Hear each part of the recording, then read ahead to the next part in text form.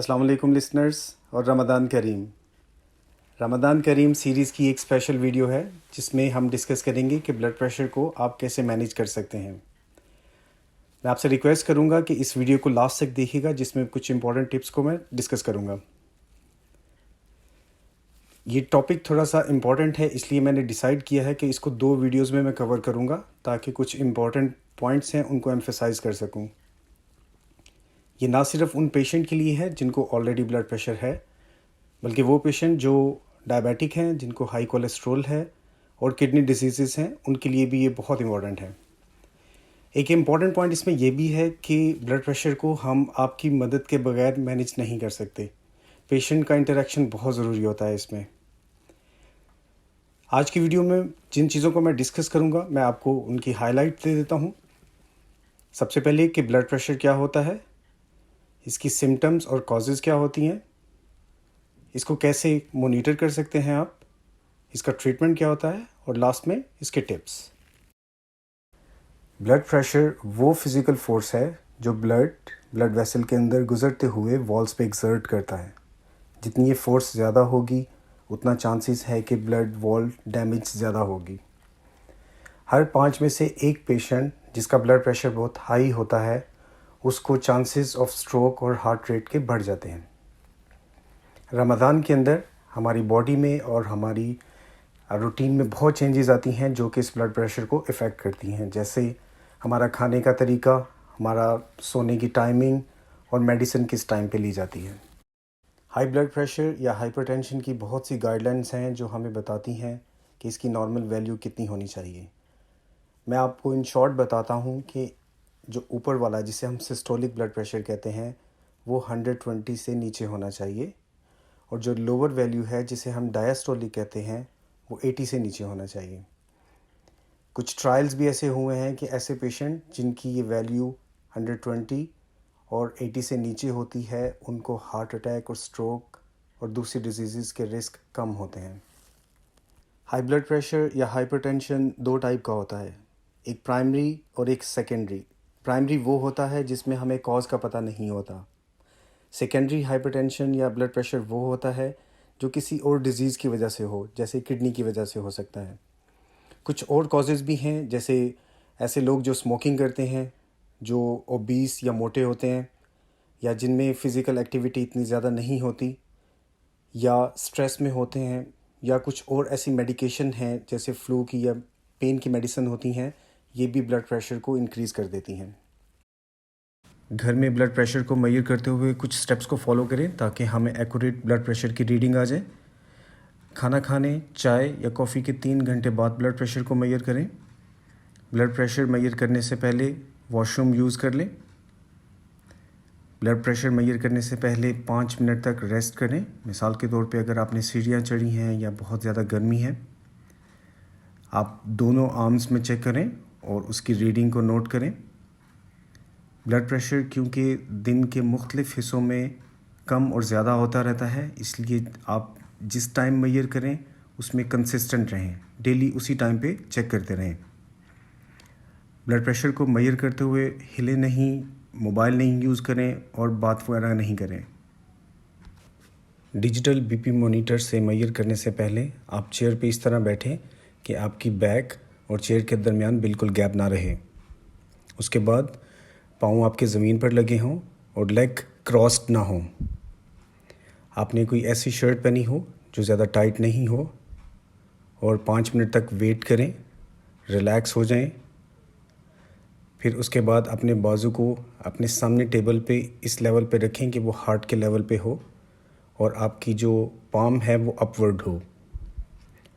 उसके बाद कफ को अपने एल्बो पे चढ़ाएं, जिस तरह आप देख रहे हैं एरो आपके मिड में हो और ये इतनी टाइट नहीं हो।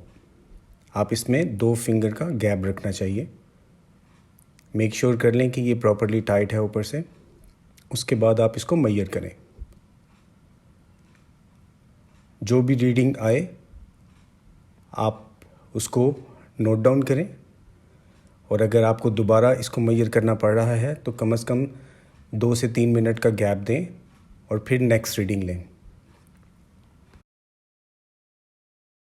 अगर आप इस तरीके से मेजर करेंगे तो एक एक्यूरेट रीडिंग आएगी जो बहुत हेल्पफुल होगी। Job well done.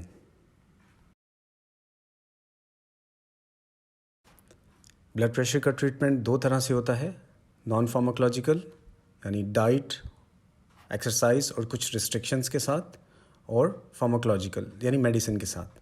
आज की वीडियो में हम नॉन फार्माकोलॉजिकल ट्रीटमेंट को डिस्कस करेंगे। इसमें सबसे इम्पॉर्टेंट आपका लाइफस्टाइल चेंज होता है। उसमें कुछ चीज़ें आती हैं, मिसाल के तौर पे आपका weight reduction, adopt DASH diet.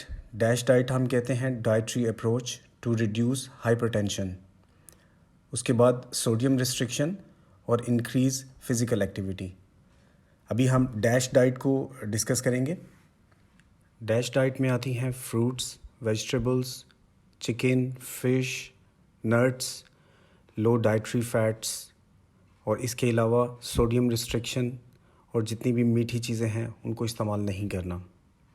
DASH diet में सबसे इम्पॉर्टेंट सोडियम का यूज़ है। आप कभी भी फूड लेबल लें, उसमें सबसे पहले देखेंगे एक सर्विंग में कितना सोडियम है। इसमें टिप ये है कि अगर एक सर्विंग में 20% से ज़्यादा है तो वो आपके लिए ठीक नहीं है। इसी तरह जितनी प्रोसेस्ड, पैक्ड और फ्रोज़न फूड होती है, इसमें सोडियम कंटेंट्स बहुत ज़्यादा होते हैं। इसमें एक टिप ये भी है कि तीनों टाइम में अगर आप बॉयल्ड वेजिटेबल यूज़ करें तो इसमें आप सोडियम कम कर सकते हैं। जब को अभी आपको स्नैक्स खाना हो, मीठा खाने को दिल करे तो फ्रूट्स को यूज़ करें और डेयरी प्रोडक्ट्स यूज़ करें लो फैट्स में।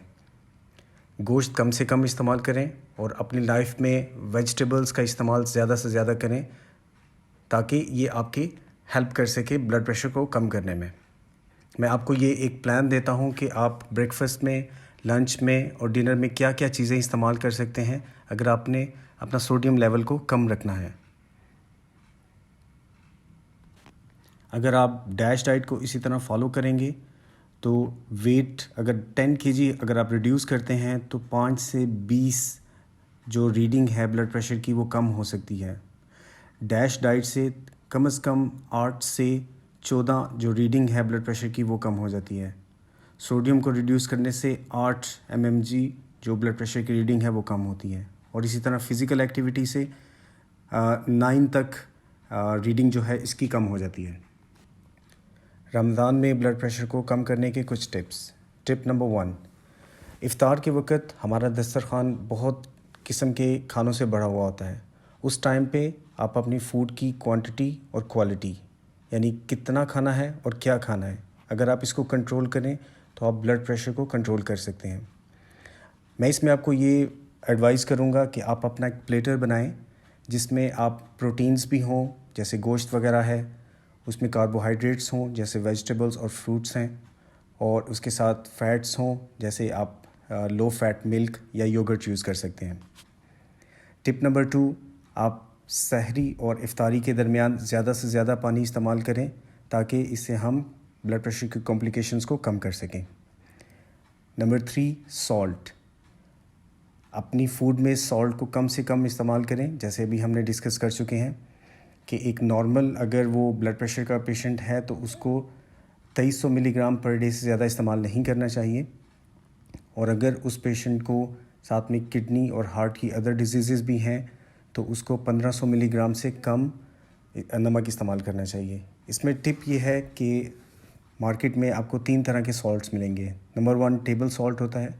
अगर आप उसका 1 चाय का चम्मच लें तो वो आपको 2300 मिलीग्राम सोडियम देता है, और जो सी सॉल्ट होता है उसका 1 चाय का चम्मच 2000 मिलीग्राम सोडियम देता है, और जो पिंक हिमालयन सॉल्ट होता है वो 1 चाय का चम्मच 1700 मिलीग्राम सोडियम देता है। Tip number 4, physical activity. दिन में अगर आप 30 मिनट की ब्रिस्क वॉकिंग कर लें जो कि पूरे हफ्ते में 5 दिन हो तो इसमें ये देखा गया है कि ब्लड प्रेशर में काफ़ी हद तक कमी आती है। जैसे 4 से 9 इसकी जो रीडिंग है वो कम हो जाती है। टिप नंबर 6, अगर आप हफ्ते में 2 दफ़ा ग्रिल्ड फ़िश को यूज़ कर लें तो ये ब्लड प्रेशर को रिड्यूस करने में काफ़ी हेल्पफुल होता है। टिप नंबर 7, आप रेगुलरली ब्लड प्रेशर को घर में मेजर करें और उसको नोट डाउन करें और कंसिस्टेंटली इसको प्रैक्टिस में लाएं अपनी। Tip number 8, quit smoking, because smoking सबसे बड़ी रीज़न है ब्लड प्रेशर का, और ये इसकी कॉज है जो कि अदर डिजीज़ की तरफ लेके जाती है। लास्ट पे मैं आपका बहुत शुक्रिया अदा करूँगा, क्योंकि आपके इंटरेक्शन के बगैर, आपकी इन्वॉल्वमेंट के बगैर हम आपको ट्रीट नहीं कर सकते। Thank you so much.